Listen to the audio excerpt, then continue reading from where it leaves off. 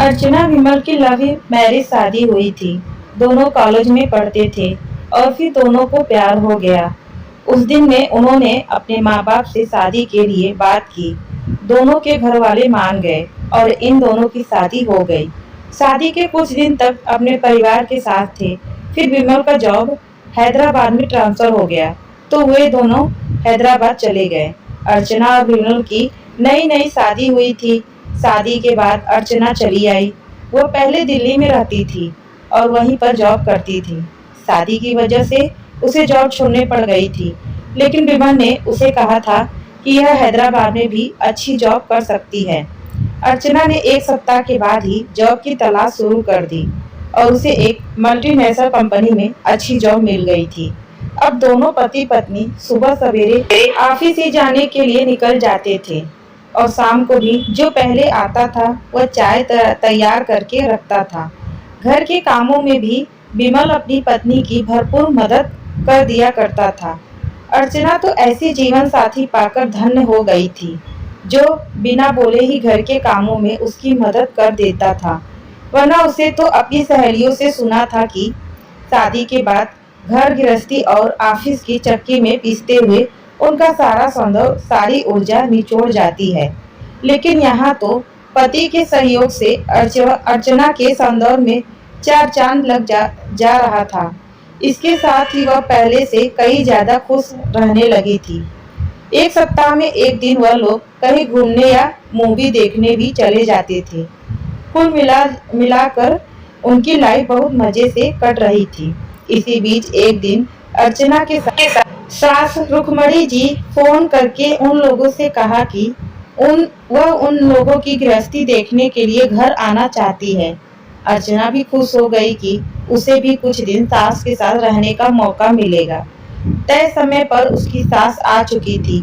पहले दिन तो बहुत हंसी खुशी गुजर गए, लेकिन अगले दिन अर्चना को तेज बुखार था, इसीलिए आज वह ऑफिस भी नहीं जा पाई थी।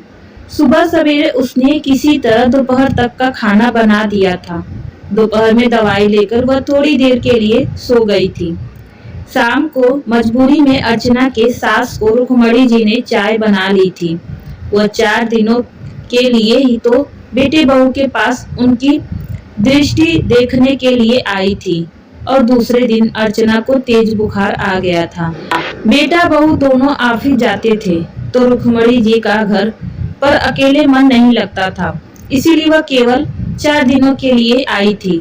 आज बहू घर पर थी, फिर भी उन्हें ही शाम की चाय बनानी पड़ी थी, क्योंकि बहू को बुखार जो था। खैर अर्चना बुखार से उठी थी।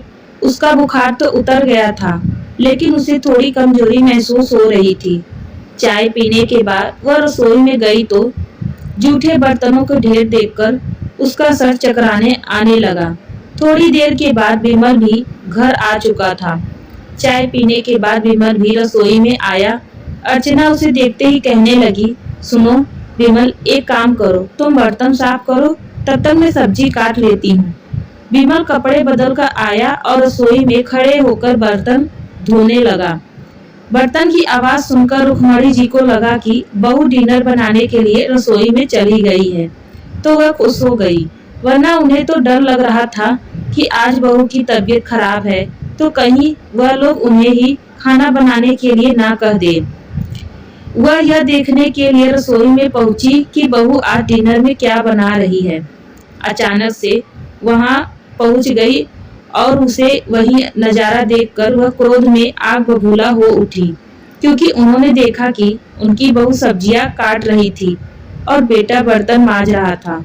वह चुपचाप पीछे खड़ी होकर सारा दृश्य देखने लगी।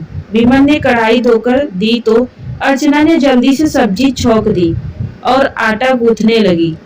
तब तक विमल ने बर्तन साफ कर लिया था। उसके बाद अर्चना रोटियां बनाने लगी और विमल रोटियां सेकने लगा। यह सारा दृश्य देखकर रुक्मणी जी का मन गुस्से से दहक उठा। उन्होंने बेटे के सामने तो कुछ नहीं कहा और चुपचाप वापस आकर लौटकर आ गई।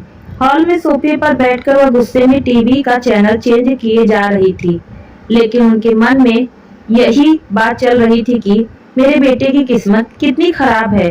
जो शादी के बाद उसे रसोई का सारा काम संभालना पड़ रहा है। उनके मन में रह रह के क्रोध का ज्वालामुखी भड़क रहा था। थोड़ी देर में उन्हें भूख लग गई थी और डिनर भी बनाकर तैयार हो चुका था, तो सभी ने साथ बैठकर डिनर कर लिया। उसके बाद विमल ने अपने कमरे में जाकर कुछ जरूरी काम निपटाने लगे और अर्चना रसोई सब समेटने लगी।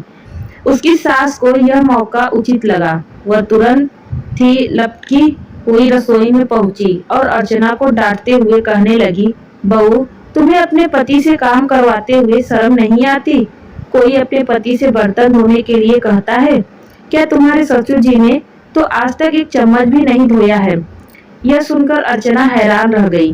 वह कहने लगी, लेकिन मम्मी जी, मेरी तबीयत ठीक नहीं है, हम दोनों ही जॉब करते हैं, तो मिलजुल कर घर के सारे काम निपटा लेते हैं, इसमें गलत क्या है? उसकी सास गुस्से में बोली कि इसमें सही क्या है, घर के मर्द यह सब काम करते हुए अच्छे नहीं लगते हैं। अर्चना को यह बात जरा भी अच्छी नहीं लगी, लेकिन उसने कुछ नहीं कहा, क्योंकि सास 5 दिनों के लिए आई थी। 5 दिनों के लिए वह सास से क्या बहस करती, इसीलिए वह खामोश रह गई। 5 दिनों के बाद उसकी सास वहां से चली गई, तो दोनों पति पत्नी पहले की तरह आराम से रहने लगे।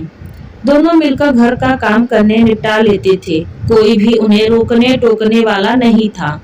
2 महीने के बाद विमल में घर जाने का प्रोग्राम बनाया।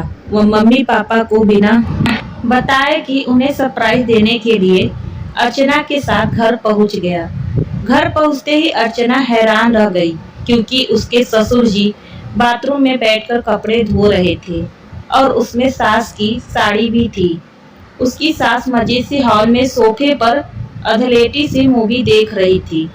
बेटे बहू को सामने देखकर रुक्मणी जी खुशी से उठ खड़ी हुई। अर्चना और विमल ने आगे बढ़कर माँ के पैर छुए। उधर ससुर जी भी हाथ धोकर बाथरूम से बाहर आ चुके थे। वह काफी खुश दिखाई दे रहे थे। रुक्मणी जी अर्चना को लेकर रसोई में चली गई, ताकि चाय नाश्ते की तैयारी की जा सके। एकांत मिलते ही अर्चना ने रहा नहीं गया, वह बोल पड़ी, मम्मी जी, जब आप मेरे यहाँ आई थी, मुझे बुखार हुआ था और मैं विमल से बर्तन धोने के लिए कहा था। उस वक्त आपने मुझे कितना डांटा दिया था और आपने कहा था कि ससुर जी ने तो आज तक एक चम्मच भी नहीं धोया, तो फिर आज वह बाथरूम में बैठकर कपड़े कैसे धो रहे थे, और उसमें भी आपकी साड़ी थी। क्या आप पापा जी से सारे कपड़े धुलवाती हैं? अब तो रुक्मणी जी के चेहरे का रंग ही उतर गया।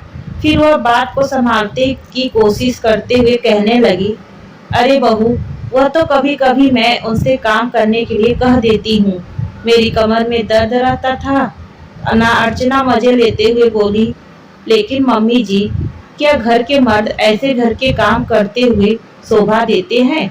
जब तक रुक्मणी जी ने खुद को संभाल लिया था, वह बात को टालते हुए बोली, देखो बहू, आजकल जमाना बदल गया है ना। मैं तुम्हारे यहाँ गई थी तो मैंने देखा कि विमल किस तरह घर के कामों में तुम्हारी मदद कर रहा है। उस वक्त तो मेरी सोच पहले की तरह थी, तो मैं तुम्हें डांट लगा दी, लेकिन बाद में गहराई से सोचने पर मुझे लगा कि घर के मर्द भी जरूरत पड़ने पर घर के थोड़े बहुत काम कर लेते तो क्या दिक्कत क्या है। इसीलिए वहाँ से वापस आने के बाद मैं भी इसे थोड़े बहुत काम करवाने शुरू कर दिए हैं।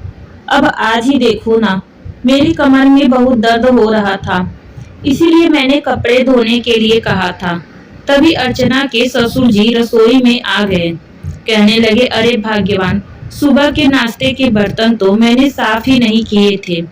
लाओ, मैं बर्तन साफ कर देता हूँ, तो तुम लोग जल्दी जल्दी चाय नाश्ता बना लो। अर्चना आश्चर्यचकित होकर ससुर जी की ओर देखते हुए बोली, पापा जी, बर्तन आप धोएंगे? तो उसके ससुर जी रहस्य पर से पर्दा हटाते हुए बोले, हाँ बहू, शादी के बाद से ही मैं घर के कामों में अपनी पत्नी की मदद करता हूँ। मैं तो विमल को भी सिखाया है कि मिलजुल कर घर के काम करना, तो किसी के एक पर काम का ज्यादा बोझ भी नहीं पड़ेगा और आपस में प्यार भी बढ़ेगा। क्योंकि भाग्यवान सही कह रहा हूँ ना। अब तो रुक्मणी जी को लगा जैसे कि वह रंगे हाथों पकड़ी गई, तो बहू जीत गई। अभी तो वह बहू को यही समझाने की कोशिश कर रही थी कि यह बदलाव उनमें अभी अभी आया है, लेकिन अब ससुर जी की बात सुनकर अर्चना को पता चल चुका था कि यह तो सालों से होता आ रहा है। खैर, उसने सास को ज्यादा शर्मिंदा करना सही नहीं समझा और चुपचाप चाय बनाने के लिए अदरक और इलायची कूटने लगी और मन ही मन में सोचने लगी कि मम्मी जी खुद तो अपने पति से सालों से घर के कामों में मदद लेती आ रही है, और जब मेरे पति ने उनके सामने ही मेरी मदद कर दी तो यह मुझे ज्ञान देने की कोशिश कर रही थी। खैर, बात हो गई थी और अर्चना भी समझ गई थी कि अब उसकी सास कभी भी उसके पास आएगी तो बिमल की उसकी मदद करते हुए देखकर उसे कुछ नहीं सुनाए से पहले 100 बार सोचेगी। और बहू भी कुछ ऐसा ही। अब रुक्मणी जी को पता था कि बहू को तो पता चल ही गया है, तो वह किस आधार पर बहू को डांटती। दोस्तों, कुछ सास ऐसी होती हैं जो घर के काम में अपने पति से तो मदद लेती हैं, लेकिन जब उनका बेटा बहू की मदद करने लगता है तो यह उन्हें रास नहीं आता। लेकिन ऐसा करना बिल्कुल उचित नहीं है। यदि वह अपने पति से घर के कामों में मदद ले सकती हैं, तो फिर बेटा अपनी पत्नी की मदद क्यों नहीं कर सकता है? आपकी क्या विचार है? कमेंट करके जरूर बताइएगा। स्टोरी अच्छी लगी हो तो हमारे चैनल को सब्सक्राइब कर लीजिए और अपने दोस्तों के साथ शेयर कर लीजिए और वीडियो को एक लाइक जरूर करके जाइएगा। फिर मिलती हूँ एक ऐसे ही कहानी के साथ। तब तक के लिए धन्यवाद।